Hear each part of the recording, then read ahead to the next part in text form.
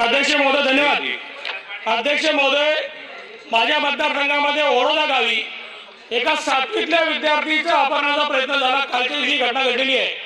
काल मला समाजावर मी तात्काळ तिथल्या पोलीस अधिकाऱ्यांना सगळ्यांना सांगितल्यावरही काल त्या लोकांना आणून त्याच्यावर थातूर कारवाई झालेली आहे। मुलीला 7वीतल्या मुलीला 4 लोकांनी 4 दिवसांहून पाडत ठेवून कुटुंबातल्या लोकांनी शाळेला कन्फर्म त्या संदर्भात याच्यापूर्वी माहिती दिली, तरी त्या मुलीचे अपहरण होतं आणि तिला बेशुद्ध घेऊन बेशुद्ध केलं जातं, एका ठिकाणी टाकलं जातं।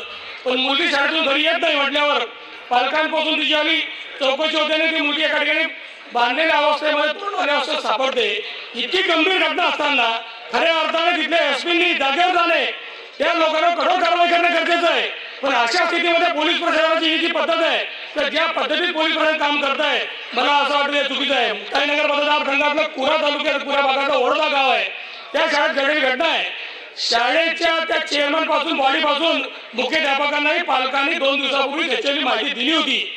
माझी आपल्याला विनंती की अशा सगळ्या महिलांच्या सुरक्षेची घटना होत असताना खऱ्या अर्थाने या संदर्भामध्ये सभागृह चालू असताना त्यावर लक्ष दिलं पाहिजे, कठोरात कठोर कारवाई केली पाहिजे। शाळा प्रशासनाने विद्यार्थी संदर्भात जे दुर्लक्ष केलं आहे त्या शाळा प्रशासनाची चौकशी झाली पाहिजे आणि सीसीटीव्ही फुटेज दिले जे देताना आता ते टाळाटाळ करतात पोलिसांना, त्या संदर्भामध्ये कठोर कारवाई होईल का?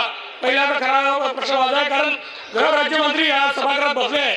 या निमित्तानं माझी आपल्याला विनंती आहे की मुलींना किंवा महिलांना संरक्षण देत असताना आपण पूर्ण आपली संवेदना वापरली पाहिजे एवढी विनंती करतो। मंत्री महोदय, अध्यक्ष महोदय, सन्माननीय सदस्य पाटील साहेबांनी जो इथे विषय मांडला अतिशय गंभीर आहे, त्या बाबतीमधील संपूर्ण माहिती घेऊन योग्य ती कारवाई ही केली जाईल। या बाबतीमध्ये कोणालाही जो कोणी दोषी असेल त्यांच्यावरती कारवाई केली जाईल।